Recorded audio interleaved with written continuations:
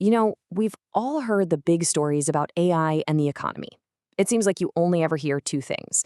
Either it's going to be this incredible engine for growth, or it's going to be this disaster that costs everyone their jobs. But what does the data actually say? Well, a huge new study that looked at 30 European countries for over 2 decades might just have the clearest answer yet. And honestly, what they found is not what you'd expect. Right, so it really all boils down to this one massive question. Are we heading for some kind of utopia with amazing productivity and innovation, or is it more of a dystopia with mass unemployment and inequality getting worse and worse? This is the central debate we're going to dig into, and we're going to use the hard numbers from this new research to do it. So these are the two stories you always hear. On one side, you've got the economic miracle camp. They talk about how AI is going to supercharge productivity, create whole new industries, and just make everything better and faster. But then on the other side, you've got the economic threat folks, and they're warning about millions of people losing their jobs, the gap between rich and poor getting wider, and just the massive cost of trying to change our whole society for this. So which one is it? Okay, so to start figuring that out, the researchers first just looked at the data in the simplest way you can imagine. They just asked, hey, when a country invests more in AI, what generally happens to its economic growth?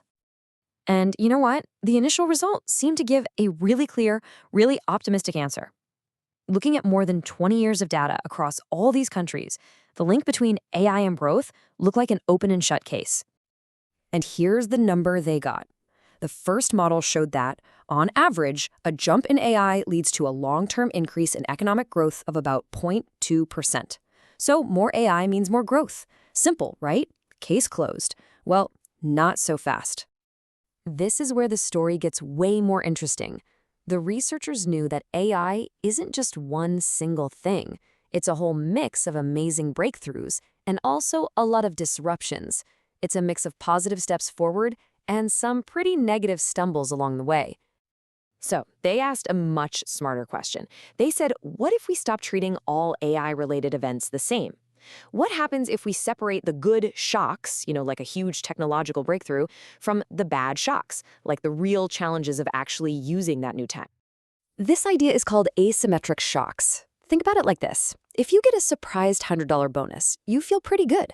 But if you unexpectedly lose $100, you probably feel way worse than you felt good about the bonus.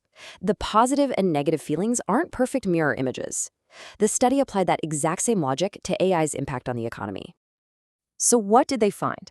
Well, when they looked at only the positive shocks, so the new inventions, the successful new apps, the pure innovation, they found that these things boosted economic growth by 0.026%.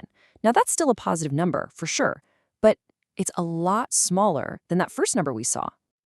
And here's the real punchline. When they measure the impact of the negative shocks, things like jobs being displaced or the huge costs of retraining people, they found it had a negative impact of 0.029%. And here's the crucial part. The negative drag on the economy is actually a little bit larger than the positive boost from the good stuff. They don't just cancel each other out.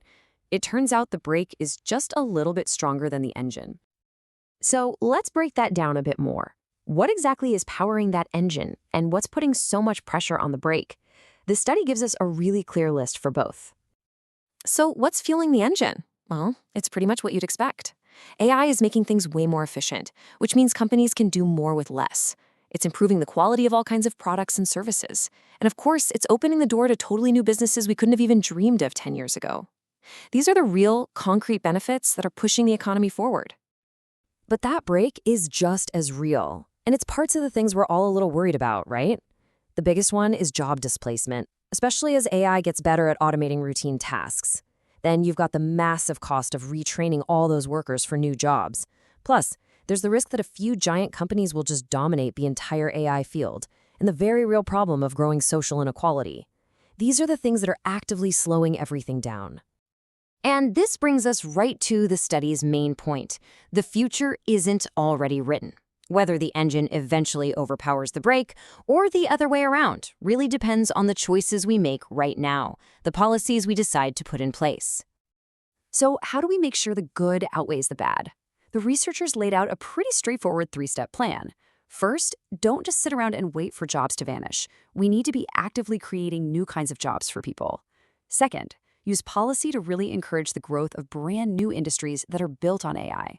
And third, and this might be the most important one, we have to invest heavily in people through massive retraining and education programs to help everyone adapt. When you boil it all down, the big takeaway from this incredibly deep dive is that we're not just passengers here. The technology itself is neutral. The final outcome, whether AI becomes a huge net positive or a net negative for our economy and our society, that's still up to us. The data shows us both the amazing promise and the very real danger. The path we actually choose, well, that's our decision to make.